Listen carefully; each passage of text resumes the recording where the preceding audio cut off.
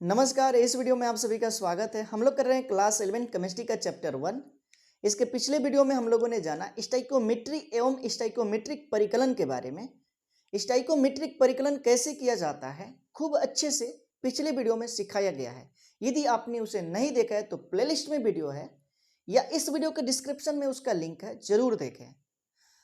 अब आप केमिस्ट्री पढ़ रहे हैं और पिछली क्लास आप लोगों ने देखा होगा, तो अब केमिस्ट्री में आप लोगों को बहुत ही मजा आ रहा होगा, क्योंकि यदि कंटिन्यूअस है तो चीजें आपको बहुत ही अच्छे से समझ में आ रही होंगी। आज के वीडियो में हम इस चैप्टर का एक और इम्पोर्टेंट टॉपिक शुरू करेंगे, जो होगा 1.10.1, जो क्या सीमांत अभिकर्मक। और सीमांत अभिकर्मक खूब अच्छे से सिखा करके जाएंगे। आप इस वीडियो को अंत तक देखें और इससे संबंधित जो न्यूमेरिकल होगा उसे भी बताएंगे। बस आपको वीडियो को अंत तक देखना है, बहुत ही अच्छे से समझ में आएगा। तो आज का वीडियो शुरू करते हैं और सीमांत अभिकर्मक के बारे में जानते हैं। आप लोगों ने प्रीवियस क्लास से खूब अच्छे से सीख लिया है कि रासायनिक अभिक्रिया क्या होती है। तो रासायनिक अभिक्रिया अभिकारकों के बीच होती है और उत्पाद बनता है। अभिकारक कितनी मात्रा में लिया जाए कि कितना उत्पाद बने, यही चीज हमें रासायनिक अभिक्रिया से पता चलता है।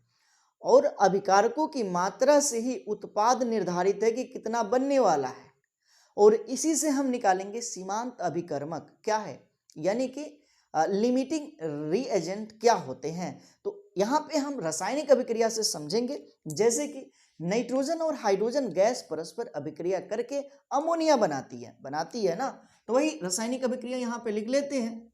नाइट्रोजन है और हाइड्रोजन है, ये गैस है परस्पर अभिक्रिया करके अमोनिया का निर्माण करती है। किसका निर्माण करती है? अमोनिया का। बैलेंस कर लेते हैं। यहाँ पे नाइट्रोजन 2 है और यहाँ पे नाइट्रोजन 1 है, तो यहाँ पे हम 2 का गुणा कर लेते हैं। नाइट्रोजन बैलेंस हो गया, हाइड्रोजन हो गया 6 और यहाँ पे हाइड्रोजन 2 ही है, तो यहाँ पे हम क्या कर लेते हैं? 3 का गुणा कर लेते हैं। तो यहाँ पे ये जो संख्या आ रही है इसको 1 कर लेते हैं, तो 1 3 2, इसको बोला जाता है स्टाइकोमेट्रिक गुणांक। स्टाइकोमेट्रिक गुणांक। अब इसमें जो चीजें हैं उसको यहाँ पे नोट कर लेते हैं। ये है नाइट्रोजन। नाइट्रोजन किस रूप में है? तो गैसीय रूप में है। ये है हाइड्रोजन। हाइड्रोजन किस रूप में है? तो ये भी गैसीय रूप में है। और ये है अमोनिया। अमोनिया किस रूप में है? तो गैसीय रूप में है। अब बात करते हैं कि ये जो नाइट्रोजन है 1 मोल है इसका, ये हाइड्रोजन कितने मोल में है? 3 मोल में है। और ये जो अमोनिया है वो कितने मोल में है? 2 मोल में। इसका मतलब ये है कि 1 मोल नाइट्रोजन 3 मोल हाइड्रोजन से अभिक्रिया करके 2 मोल अमोनिया बनाता है। कितना? तो 2 मोल अमोनिया बनाता है। अब हमारे पास क्या है? तब हमारे पास है 4 मोल। मान लेते हैं कि हमारे पास 4 मोल नाइट्रोजन है, 20 मोल हाइड्रोजन है। अब कितना बनेगा अमोनिया, ये हमें देखना है। 4 मोल नाइट्रोजन, 20 मोल हमारे पास हाइड्रोजन है, और इससे कितना मोल अमोनिया बनेगा। तो यहाँ पे ध्यान देना है कि हम ले रहे हैं ये 4 मोल। कितना मोल? तो 4 मोल। क्या चीज? नाइट्रोजन। तो 1 मोल नाइट्रोजन 3 मोल हाइड्रोजन से अभिक्रिया कर रहा है, तो 4 मोल इसका 3 गुना हो जाएगा, तो लग जाएगा ना 12 मोल। कितना मोल? 12 मोल हाइड्रोजन से अभिक्रिया करेगा, तो इसका डबल अमोनिया बन रहा है। यानी कि जो 4 यहाँ पे मोल नाइट्रोजन लिया गया है इसका डबल बन जाएगा ये, तो 8 मोल अमोनिया बन जाएगा। अब बात करते हैं कि अब तो नाइट्रोजन यहाँ पे समाप्त हो गया, हाइड्रोजन यहाँ पे बचा है अभी भी। कितना? 8 मोल। 8 मोल अभी भी हाइड्रोजन बचा हुआ है, लेकिन यह जो बची हुई मात्रा है अब अभिक्रिया यह किससे करेगा? ये तो समाप्त हो गया है। तब यहाँ पे क्या होगा कि जैसे ही नाइट्रोजन समाप्त हो रहा है अमोनिया का बनना रुक जाएगा। बात यहाँ पे समझनी है कि ये अभिक्रिया करवाया जा रहा है, और जैसे ही नाइट्रोजन समाप्त होता है अमोनिया यानी कि उत्पाद का बनना क्या हो जाएगा? रुक जाएगा। इसका मतलब है कि जो पदार्थ रासायनिक अभिक्रिया में, जो अभिकारक रासायनिक अभिक्रिया में पहले समाप्त हो जाते हैं, वही क्या कहलाते हैं? सीमांत अभिकर्मक कहलाते हैं। क्यों कहलाते हैं अभी बताया जाएगा। तो ये पहले समाप्त हुआ है, यही इसीलिए क्या है, सीमांत अभिकर्मक है, अभिकर्मक। और इसकी मात्रा अधिक है तो ये अधिक अभिकर्मक है। क्या है, अधिक अभिकर्मक। ठीक है, तो जो मात्रा इसकी अधिक है वह मात्रा बच जाएंगी। क्यों? क्योंकि अब इसमें एक्स्ट्रा नाइट्रोजन नहीं है। तो कोई भी रासायनिक अभिक्रिया हो उसमें पहला अभिकारक, जो भी अभिकारक हो, वह जब पहले समाप्त होता है वही उत्पाद की मात्रा को निर्धारित करता है, उत्पाद बनने की क्रिया को निर्धारित करता है कि उत्पाद अब आगे बनेगा कि नहीं बनेगा। तो जिन रासायनिक अभिक्रियाओं में जो अभिकारक पहले समाप्त हो जाता है उसी अभिकारक को बोला जाता है सीमांत अभिकर्मक, उसी को बोला जाता है सीमांत अभिकर्मक। यहाँ पे लिख लेते हैं, यहाँ पे लिख लेते हैं कि इसकी परिभाषा क्या होगी। किसी रासायनिक अभिक्रिया में, किसी रासायनिक अभिक्रिया में भाग लेने वाले अभिकर्मकों में से, अभिकर्मकों में से जो अभिकर्मक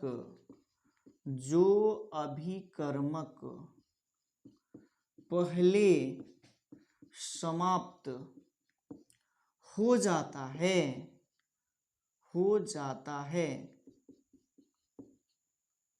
किसी रासायनिक अभिक्रिया में भाग लेने वाले अभिकर्मकों में से जो अभिकर्मक पहले समाप्त हो जाता है, जिससे रासायनिक अभिक्रिया क्या हो जाती है, रुक जाती हैं, जिससे उत्पाद बनना बंद हो जाए।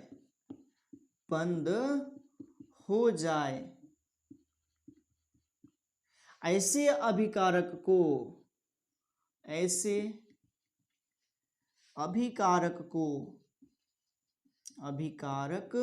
को सीमांत अभिकर्मक कहते हैं। यानी कि कोई भी रासायनिक अभिक्रिया है उसमें जो अभिकर्मक भाग लेने वाले हैं, जैसे कि यहाँ पे ये अभिकर्मक भाग लिए नाइट्रोजन और हाइड्रोजन, उसमें से जो पहले समाप्त हो जाए, जब पहले समाप्त होगा उसी के कारण क्या होगी, अभिक्रिया रुक जाएगी, जिससे कि उत्पाद बनना बंद हो जाएगा, जिससे क्या होगा, उत्पाद बनना बंद हो जाएगा। इस स्थिति में जिसके कारण, जिस अभिकर्मक के कारण जो पहले समाप्त हो रहा है, उत्पाद बनना बंद हो जा रहा है, उसी अभिकर्मक को क्या कहते हैं, सीमांत अभिकर्मक। यहाँ पे नाइट्रोजन पहले समाप्त हुआ था तो नाइट्रोजन ही क्या है, सीमांत अभिकर्मक है। अब इसमें लिखेंगे कि जो अभिकर्मक या अभिकारक की मात्रा क्या हो जाती है, जो अभिकारक की मात्रा अधिक होती हैं, जिस अभिकारक की, एक मिनट इसको फिर से देख लेते हैं, जिस अभिकारक की मात्रा क्या होती है, अधिक होती हैं, उसे अधिक अभिकर्मक कहते हैं, अधिक अभिकर्मक कहते हैं। तो यहाँ पे रासायनिक अभिक्रिया में जिस अभिकारक की मात्रा अधिक हो जाती है उसी को क्या कहते हैं, अधिक अभिकर्मक कहते हैं। क्या कहेंगे, अधिक अभिकर्मक। जैसे कि एक और रिएक्शन हम यहाँ पे लिखते हैं, एक और रासायनिक अभिक्रिया लिखते हैं। आपके पास है हाइड्रोजन गैस और ऑक्सीजन गैस, जिससे कि H2O बन रहा है। बैलेंस करते हैं, 2 ऑक्सीजन, यहाँ पे 2 का गुणा करेंगे और यहाँ पे 2 का। ये है हाइड्रोजन, इसकी संख्या है 2, इसकी संख्या ऑक्सीजन की 1 है और इसकी संख्या जल की 2 है। इसी को हम यदि परिकलन करते हैं 2 1 2, तो इसी को बोला जाता है क्या चीज, तो स्टोइकोमेट्रिक गुणांक कहा जाता है। यदि मान ले कि इसमें ऑक्सीजन पहले समाप्त हो गया, ऑक्सीजन क्या हो गया, पहले समाप्त हो गया, इसका मतलब है कि जब ये पहले समाप्त हुआ, इसकी मात्रा जितना भी अधिक क्यों ना हो, जितना भी अधिक क्यों ना हो, ये पहले समाप्त हो गया। जब ये समाप्त होगा तो अभिक्रिया में उत्पाद बनना रुक जाएगा। तो वह अभिकारक जो पहले समाप्त हो जाता है रासायनिक अभिक्रिया में, जिस कारण से उत्पाद बनना बंद हो जाता है, उत्पाद बनना क्या हो जाता है, बंद हो जाता है, इसी को बोला जाता है सीमांत अभिकर्मक, जो पहले समाप्त हुआ है। और जिस पदार्थ की मात्रा अभिक्रिया में बच जाती है उसको बोला जाता है अधिक्य अभिकर्मक। चीजें समझ में आ गया होगा कि क्या होता है सीमांत अभिकर्मक। एक बार फिर से हम करेंगे कि कोई भी रासायनिक अभिक्रिया हो, अभिकारकों के बीच होती है, और यदि किसी रासायनिक अभिक्रिया में जो अभिकारक पहले समाप्त हो जाए, जिस कारण से रासायनिक अभिक्रिया बंद हो जाती है, यानी कि उत्पाद बनना बंद हो जाता है, उसी अभिकारक को सीमांत अभिकर्मक कहा जाता है। जैसे कि यहाँ पे देखना है कि नाइट्रोजन पहले समाप्त हुआ तो यही सीमांत अभिकर्मक है, और यहाँ पे हाइड्रोजन की मात्रा अधिक है तो ये क्या है, ये जो है अधिक अभिकर्मक है। चीजें समझ में आ गया होगा। इसी से संबंधित एनसीईआरटी में आपके दिए हैं क्वेश्चन, और उस क्वेश्चन को किया जाएगा हल, और भी अच्छे से ये चीज समझ में आ जाएगा। कौन सा, तो सीमांत अभिकर्मक। तो इसको आप लोगों को नोट करना है, उसके बाद से हम क्वेश्चन को आगे बढ़ाएंगे। अभी हमने बताया सीमांत अभिकर्मक के बारे में। क्या होता है सीमांत अभिकर्मक, तो कोई भी रासायनिक अभिक्रिया हो, यदि अभिकारक से उत्पाद बन रहा है तो जो अभिकारक रासायनिक अभिक्रिया में पहले समाप्त हो जाता है उसी को बोला जाता है सीमांत अभिकर्मक। क्या कहते हैं, सीमांत अभिकर्मक। और इसी से संबंधित आपके एनसीईआरटी में एक न्यूमेरिकल दिया है, एक क्वेश्चन दिया है, उस क्वेश्चन को किया जाएगा हल। क्वेश्चन क्या है पढ़ते हैं। यहाँ पे 50 केजी नाइट्रोजन गैस और 10 केजी हाइड्रोजन गैस को NH3 प्राप्त करने के लिए मिश्रित किया गया है, यानी कि अमोनिया प्राप्त करने के लिए क्या किया गया है, मिश्रित किया जाता है। प्राप्त NH3 गैस की मात्रा का परिकलन कीजिए, यानी कि अमोनिया गैस कितना प्राप्त होगा उसी का परिकलन करना है। इन परिस्थितियों में NH3 उत्पादन के लिए सीमांत अभिकर्मक को पहचानिए। ठीक है, तो सबसे पहले हम जानेंगे यहाँ पे क्या क्या चीजें दिया हुआ है। तो यहाँ पे नाइट्रोजन गैस की मात्रा दिया हुआ है और हाइड्रोजन गैस की मात्रा दिया हुआ है, वही चीज लिख देते हैं। यहाँ पे देखते हैं, नाइट्रोजन गैस की मात्रा दिया है और हाइड्रोजन गैस की मात्रा दिया है। तो N2 बराबर है कितना केजी, 50 केजी। उसके बाद से H2 कितना है, तो H2 है 10 केजी। ठीक है, 10 किलोग्राम। अब क्या पूछ रहा है, अमोनिया की मात्रा, NH3 की मात्रा पूछ रहा है। इसके साथ साथ सीमांत अभिकर्मक को भी पूछ रहा है कि इसमें से कौन सीमांत अभिकर्मक होगा, सीमांत अभिकर्मक। तो जो चीजें दिया हुआ है क्वेश्चन में, उस क्वेश्चन को हमने यहाँ पे कर लिया है नोट। तो सीमांत अभिकर्मक पूछ रहा है कौन सा इसमें से सीमांत अभिकर्मक होगा, नाइट्रोजन होगा कि हाइड्रोजन। तब हमें क्या करना पड़ेगा, तो इसके लिए उपयुक्त रासायनिक समीकरण को लिखना पड़ेगा।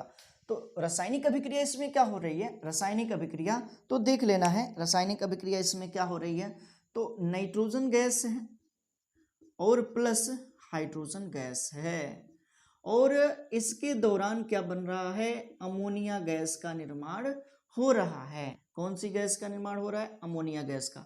यहाँ पे नाइट्रोजन कितना है, तो यहाँ पे 1 है और यहाँ पे नाइट्रोजन 2 है, तो इसको बैलेंस कर लेते हैं। तो यहाँ पे 2 का गुणा करना पड़ेगा। अब हो गया हाइड्रोजन 6 और यहाँ पे हाइड्रोजन 2 ही है, तो यहाँ पे 3 का गुणा करना पड़ेगा। अभी हमने इसको बैलेंस करने के लिए बताया हुआ है कि किस प्रकार से बैलेंस किया जाता है। अब जो चीजें हैं वो ये नाइट्रोजन है, ये हाइड्रोजन है, ये अमोनिया है, पहले भी हमने इसके बारे में लिख रखा है। अब देख लेते हैं यहाँ पे, ये वाला जो है 1 है, ये 3 है और ये 2 है। जब ये संख्या निकाली जाती है ना, अणुओं की संख्या, यही बोला जाता है स्टोइकोमेट्रिक गुणांक। तो स्टोइकोमेट्रिक गुणांक भी हो गया। अब देखा जाए यहाँ पे कि नाइट्रोजन का 1 मोल, नाइट्रोजन का 1 मोल हाइड्रोजन के 3 मोल से विक्रिया करके अमोनिया कितना मोल बनाता है, 2 मोल अमोनिया बनाता है। तो जितनी मात्रा में नाइट्रोजन लिया गया, कितनी मात्रा में हाइड्रोजन लिया गया और कितना अमोनिया बना, तब हम क्या करते हैं कि इसका मोलर द्रव्यमान निकाल लेते हैं। मोलर द्रव्यमान देखते चलना है यहाँ पे ध्यान से। अब देखो नाइट्रोजन का परमाणु भार होता है कितना 14, और यहाँ पे कितना नाइट्रोजन है 2 नाइट्रोजन है, तो 14 में 2 का गुणा करेंगे तो हो जाएगा 28। तो 28 ग्राम क्या है नाइट्रोजन है। हाइड्रोजन की बात करते हैं तो एक हाइड्रोजन का भार होता है एक, यहाँ पे 6 हाइड्रोजन है तो इसका भार हो जाएगा कितना ग्राम 6 ग्राम। यहाँ पे देखते हैं अमोनिया के लिए, तो अमोनिया के लिए क्या है तो ये नाइट्रोजन है और ये हाइड्रोजन है। तो नाइट्रोजन का एक का होता है कितना 14 और एक हाइड्रोजन का होता है कितना 1 होता है, तो 3 हाइड्रोजन है तो 3 हो जाएगा, और 14 और 3 17, और इसमें आप 2 का गुणा कर देंगे तो हो जाएगा कितना ग्राम 34 ग्राम। तब हमने यहाँ पे निकाल लिया मोलर द्रव्यमान। क्या निकाल दिया मोलर द्रव्यमान। अब हम बात करेंगे कि कितनी मात्रा में, सबसे पहले हम ये जानेंगे कि सीमांत अभिकर्मक क्या होगा, उसके बाद से हम इसकी मात्रा को भी परिकलित करेंगे कि अमोनिया की इसमें कितनी मात्रा ज्ञात होगी, क्योंकि हमें दे रखा है नाइट्रोजन के 50 किलोग्राम, हाइड्रोजन के 10 किलोग्राम है, तो इससे कितनी अमोनिया बनेगी। इससे पहले हमें सीमांत अभिकर्मक को पहचानना पड़ेगा कि कौन सा ऐसा सीमांत अभिकर्मक है जो कि पहले ही समाप्त हो जाएगा और जिसके कारण की अभिक्रिया रुक जाएगी, यानी कि अमोनिया का बनना रुक जाएगा। उससे हम क्या कर सकते हैं, इस अमोनिया की मात्रा का परिकलन कर सकते हैं। इससे पहले हम क्या कर लेते हैं, इसका मोल ज्ञात कर लेते हैं, मोल ज्ञात कर लेते हैं, ठीक है ना।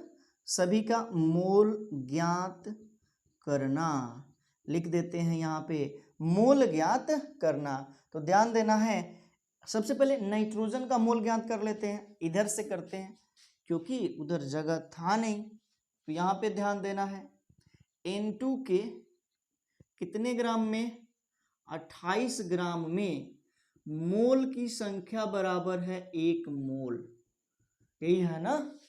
N2 के नाइट्रोजन के 28 ग्राम में कितने मोल है 1 मोल है, इसलिए नाइट्रोजन के 1 ग्राम में, कितने ग्राम में 1 ग्राम में मोल हो जाएगा कितना, मोल हो जाएगा 1/28 मोल, कितना मोल 28 मोल। इसलिए नाइट्रोजन के 50 केजी में, कितने में 50 केजी है ना, इसलिए N2 के 50 केजी, इसी को हम लोग लिख सकते हैं 50,000 ग्राम में मोल बराबर हो जाएगा कितना 1/28, और ये इंटू हो जाएगा 50,000, कितना हो जाएगा 50,000। चीजें दिख रहा है, थोड़ा सा और बड़ा लिखते हैं, इक्वल टू हो जाएगा मोल बराबर हो जाएगा कितना, तो 1 × 50,000 और बटे में हो जाएगा कितना तो 28। यदि आप इसका कैलकुलेशन करते हैं, यानी कि 50,000 में 28 का भाग देते हैं, तो यह मान आता है कितना तो 1786 मोल, कितना 1786 मोल। कैलकुलेशन करके देख लेना है, इतना ही आएगा। तो यहाँ पे नाइट्रोजन का कितना मोल प्राप्त हो गया 50 केजी में 1786 मोल। अब हम ज्ञात करेंगे हाइड्रोजन का, तो ध्यान देना है यहाँ पे H2 के कितने ग्राम में 6 ग्राम में, 6 ग्राम में कितने मोल है, मोल बराबर कितना तो 3 मोल है, यही है ना। H2 के 6 ग्राम में कितने मोल है, तो अभी बताया गया 3 मोल है, यही है ना। 6 ग्राम में कितने मोल है 3 ग्राम है, इसलिए H2 के 1 ग्राम में कितना मोल हो जाएगा तो 1/3 हो जाएगा, इसलिए 10 किलोग्राम में H2 के 10 केजी में, 10 केजी का मतलब है कि 10,000 ग्राम, कितना ग्राम 10,000 ग्राम में मोल बराबर हो जाएगा कितना 10,000 ग्राम में मोल बराबर हो जाएगा भाई 1 × 10,000 और बटे में हो जाएगा 3, कितना 3, ये जो है 6 है ना 3/6 हो जाएगा ना, यहाँ पे थोड़ी सी गड़बड़िया हुआ है, 3/6 होगा तो ये कट जाएगा तो 2 हो जाएगा, तो इस 2 के मान को हम यहाँ पे लिख सकते हैं क्योंकि ये वाला मान आ जाएगा 1/2। ठीक है, तो वही चीज किया गया। थोड़ा सा यहाँ पे कैलकुलेशन में गड़बड़ियाँ हुआ था, इसको देख लेना है। अब क्या करते हैं, इसको इससे घटाते हैं तो आ जाएगा 5000। तो H2 का मोल बराबर कितना आ गया, 5000। तो यहाँ पे हाइड्रोजन का मोल प्राप्त हो गया। किसका, हाइड्रोजन का मोल कितना, 5000। ठीक है, तो यहाँ पे हाइड्रोजन के मोल हमें ज्ञात हो गया। अब देखना है कि क्या नाइट्रोजन का 1 मोल 3 मोल हाइड्रोजन से अभिक्रिया कर रहा है। वही लिखेंगे, चूंकि नाइट्रोजन के 1 मोल H2 के 3 मोल से संयोग करता है। इसलिए N2 के कितने मोल से, नाइट्रोजन के 1786 मोल के लिए आवश्यक H2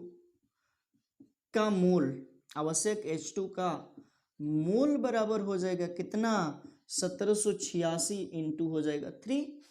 क्योंकि यहाँ पे क्या है, तो यहाँ पे 1786 मोल नाइट्रोजन का है और इसका 3 गुना हाइड्रोजन रहेगा, तभी तो क्या बनेगा, अमोनिया प्राप्त होगा। तो इसका 3 गुना कर लेते हैं, तो इसको क्या करते हैं, मल्टीप्लाई करते हैं, तो ये हो जाएगा 18, ये हो जाएगा 25, ये हो जाएगा 23 और ये हो जाएगा 5। तो यहाँ पे कितनी मोल चाहिए हाइड्रोजन का मोल चाहिए 5358 मोल, और हाइड्रोजन का मोल कितना है यहाँ पे, 5000 ही है। इसका मतलब है कि हाइड्रोजन पहले ही समाप्त हो जाएगा। जब हाइड्रोजन पहले समाप्त हो जाएगा तो इस अभिक्रिया के लिए सीमांत अभिकर्मक क्या है, हाइड्रोजन है। सीमांत अभिकर्मक क्या है, यहाँ पे हाइड्रोजन है, क्योंकि हाइड्रोजन का इतना मोल ही उपलब्ध है और चाहिए कितना, इतने मोल नाइट्रोजन के लिए इतना मोल चाहिए। तो चीजें समझ में आ गया यहाँ पे कि 5358 मोल हाइड्रोजन की आवश्यकता पड़ेगी 1786 मोल नाइट्रोजन से अभिक्रिया कराने के लिए। लेकिन हाइड्रोजन के कितने मोल है, 5000 मोल है, इसलिए हाइड्रोजन क्या है, सीमांत अभिकर्मक है। तब यहाँ पे लिखेंगे हम, अतः हाइड्रोजन के 5000 मोल ही है।